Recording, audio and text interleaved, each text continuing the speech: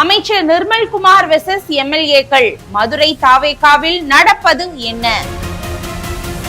மதுரையில் அரசு ஆய்வக நுட்புணர் சங்க விழாவுக்கு எம்எல்ஏக்கள் வராததால் அமைச்சர் நிர்மல்குமார் மேடையிலிருந்து உடனடியாக வெளியேறினார்.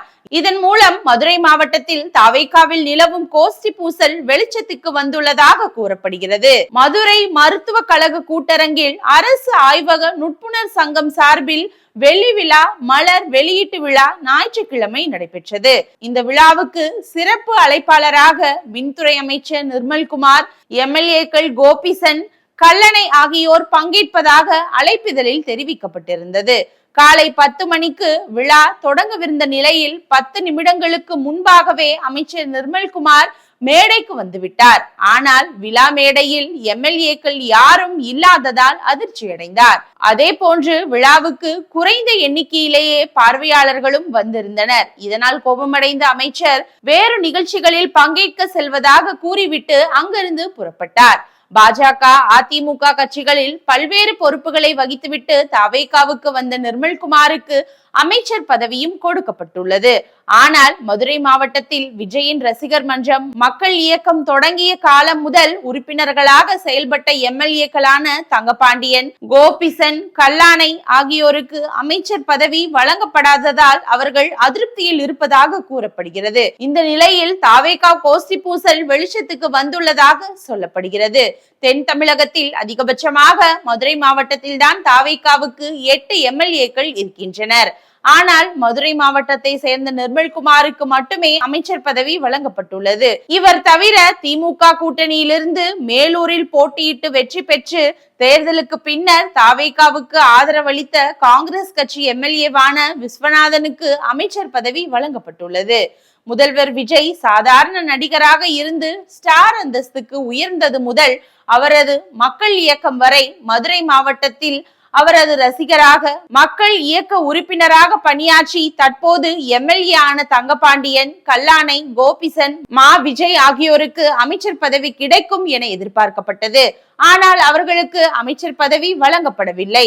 அப்படி இருந்தும் அவர்கள் அதிருப்தியை வெளிக்காட்டிக் கொள்ளாமல் எம்எல்ஏ ஆன திருப்தியில் செயல்பட தொடங்கினார்கள். அவர்களுக்கு அமைச்சர் பதவி கிடைக்காததன் பின்னணியில் அமைச்சர் நிர்மல்குமாரின் அரசியல் இருப்பதாக அக்கட்சியினர் கூறுகின்றனர். அதனால் அமைச்சர் நிர்மல்குமாருக்கும் மதுரை மாவட்ட செயலாளர்களான தாவேகா எம்எல்ஏக்களுக்கும் இடையே உட்கட்சி பூசல் நீடித்து வருகிறது. அமைச்சர் நிர்மல்குமார் ஆய்வு கூட்டங்கள், அரசு விழாக்கள் போன்றவற்றில் மார்க்சிஸ்ட் கம்யூனிஸ்ட் எம்பி சு வெங்கடேசனுக்கு கொடுக்கும் முக்கியத்துவம் தாவேகா எம்எல்ஏக்களுக்கு கொடுப்பதில்லை என்ற குற்றச்சாட்டும் உள்ளது. சு வெங்கடேசனுக்கு கொடுக்கப்படும் இந்த முக்கியத்துவம் தாவேகா கட்சியை தாண்டி அரசு அலுவலகங்கள் வரை நெருக்கடியை ஏற்படுத்தியுள்ளதாகவும் சொல்லப்படுகிறது.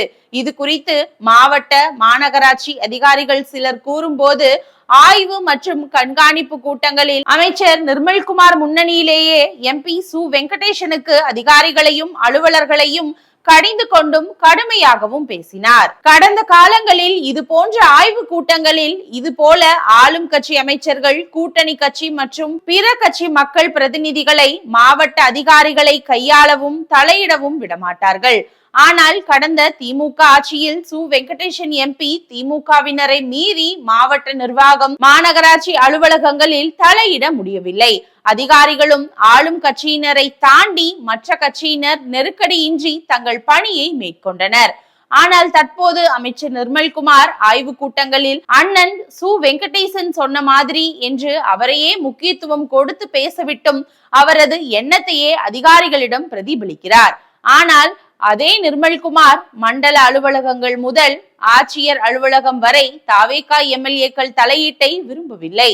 அதனால் நிர்மல்குமார் மாவட்ட ஆட்சியர் அலுவலகம், மாநகராட்சி அலுவலகம் விவகாரங்களில் எம்பி சு வெங்கடேசன் தலையிடுவதை கண்டுகொள்வதில்லை.